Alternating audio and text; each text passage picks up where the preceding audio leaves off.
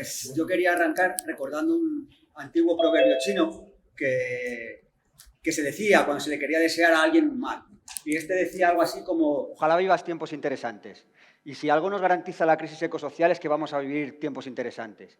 Y un elemento que yo considero clave para hacernos cargo de esta crisis y poder abordarla tiene que ver con pensar, reflexionar sobre de qué manera nos estamos narrando, contando, en qué consiste esta crisis y qué salidas podemos vislumbrar o cómo podemos hacernos cargo de la misma.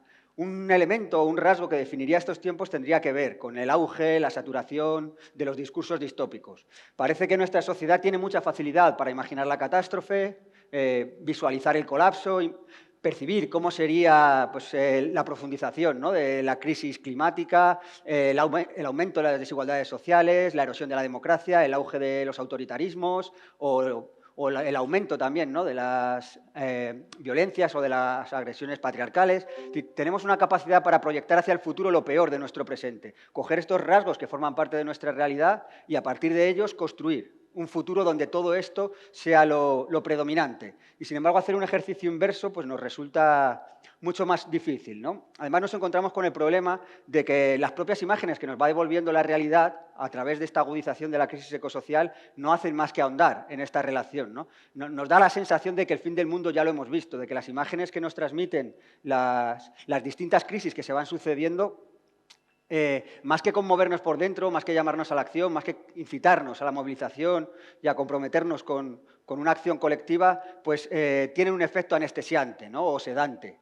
Podríamos decir que cuando construimos futuros que son mucho más negativos que el presente, al final terminamos reconciliándonos con una realidad que considerábamos al principio insoportable, ¿no? Y yo creo que este es uno de los mayores riesgos de esta inflación, ¿no?, de escenarios distópicos, y que además está empezando a tener también efectos, ¿no?, con todo esto que se denomina la ecoansiedad, el auge pues de la depresión, de la resignación, un clima de impotencia colectiva a la hora de poder hacernos cargo de esta crisis. Si viéramos una investigación reciente que elaboró el Ministerio de Transición Ecológica sobre la percepción ciudadana en España del cambio climático, se le preguntaba a la gente qué sentía cuando hablaba de estas cuestiones. Y las dos emociones predominantes eran impotencia y disgusto. Es decir, dos emociones negativas sobre las cuales tenemos un suelo poco fértil para sembrar o, si queremos, un terreno poco propicio para cimentar mundos alternativos. Igual que en las inundaciones lo primero que escasea es el agua potable, creo que en esta situación, ¿no?, de inflación de escenarios distópicos lo que nos está faltando son relatos potables. Relatos en los cuales la esperanza pueda vencer al miedo, relatos en los cuales los sueños se impongan sobre las pesadillas. Jugando con la metáfora de Regreso al Futuro, necesitaríamos arreglar este DeLorean, necesitaríamos que el condensador de flujo volviera a funcionar y poder viajar a futuros esperanzadores. Y, sin embargo, vemos cómo hay una preocupación creciente por el futuro en el presente. Cada vez nos empezamos a interrogar más sobre estas cuestiones. Es verdad que forma parte de las metodologías de trabajo de instituciones y de determinados organismos, ¿no? Pensemos en el Ejército, que lleva décadas trabajando en escenarios, ¿no?, de defensa de la seguridad nacional. Pensemos en las grandes corporaciones que también hacen este trabajo, ¿no?, de construcción de escenarios de futuro para posicionarse mejor o de forma ventajosa en el mercado. Pensemos en la ciencia, ¿no? Hoy estamos haciendo un acto que conecta con el panel intergubernamental de cambio climático, que en buena medida lo que se dedica es a modelizar escenarios de futuro, plantear cómo van a evolucionar nuestras sociedades de cara a ofrecernos una información que sea útil para tomar las mejores decisiones en el presente, ¿no? Es decir, que esta preocupación, ¿no?, por la construcción de escenarios futuros es algo, bueno, que tiene cierta historia, ¿no? Y esto está empezando a tener efectos políticos. En Suecia se ha creado un Ministerio del Futuro hace unos años y este ministerio se dedica a pensar en estas cuestiones en clave estratégica, en reintroducir las políticas de largo plazo, en generar amplios consensos sociales que saquen estas cuestiones de las disputas partidistas y de los climas de polarización social, ¿no?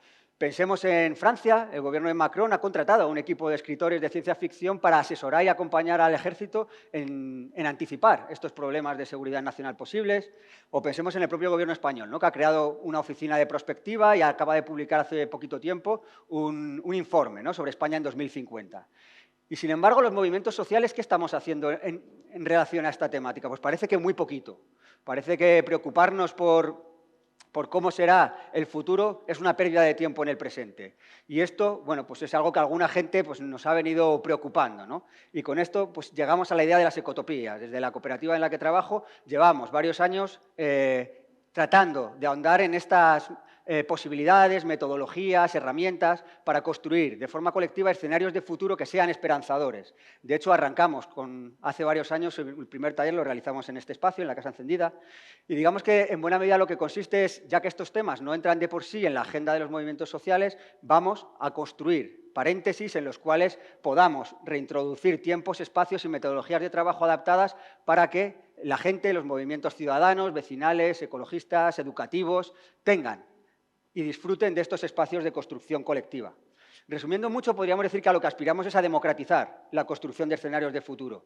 De todas las personas que estamos aquí, tenemos algo que decir sobre cómo queremos que sea el futuro, qué es lo que nos resultaría deseable, esperanzador, cómo querríamos, qué rasgos querríamos incorporar para sentirnos, ¿no?, identificados o a gustos en esos futuros. En la medida en que replicáramos muchos de estos ejercicios, dispondríamos de un abanico mayor de futuros posibles que pudieran, en cierta medida, ejercer de contrapeso contra este monopolio o contra este discurso único, ¿no?, que nos está ofreciendo el ecosistema cultural con este auge de las distopías.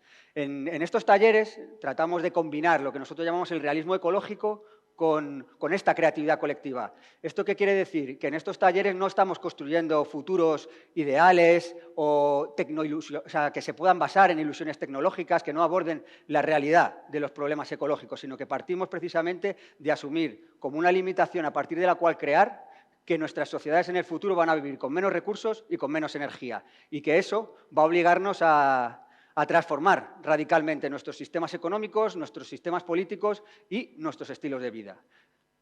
Cuando nos ponemos con la gente a trabajar, a esbozar estos escenarios de futuro, en el fondo lo que estamos haciendo es pensar cómo serían sociedades que se hubieran ajustado a los límites biofísicos del planeta, manteniendo calidad de vida y un nivel de complejidad social mínimo, ¿no? Y entonces, a partir de ahí, esbozamos y jugamos a explorar cómo podrían ser economías poscapitalistas, cómo serían nuestros barrios, nuestros pueblos, nuestros municipios, cómo serían los lugares que habitamos, cómo funcionaría nuestro sistema alimentario, cómo nos cuidamos, cómo convivimos, cómo nos educamos.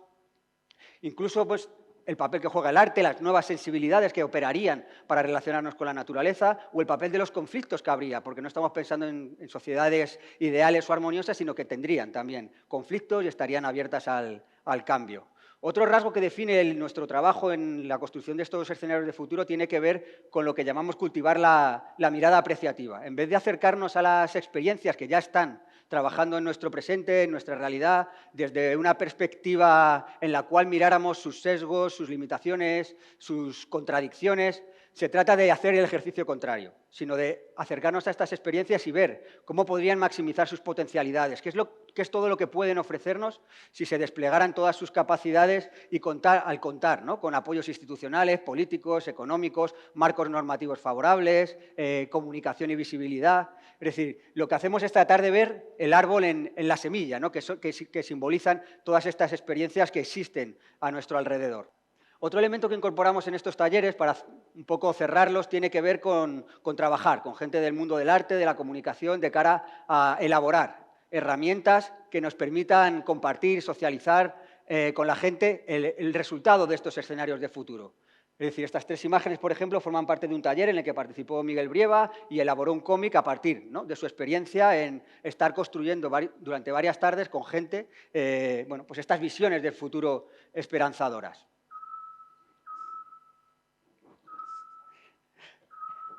Eso marca que tenemos que ir orientándonos hacia el final.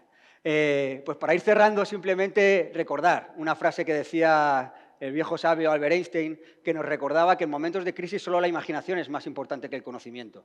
Así que, bueno, cerrar esta primera intervención invitándoos a que mantengáis y cuidáis esta mirada apreciativa para el resto de las experiencias que van a ir apareciendo detrás mía, y que, bueno, lo relevante de eventos como este no es lo que sucede entre las cuatro paredes el día de hoy, sino lo que somos capaces de hacer mañana con lo que hemos aprendido y con lo que hemos reflexionado hoy.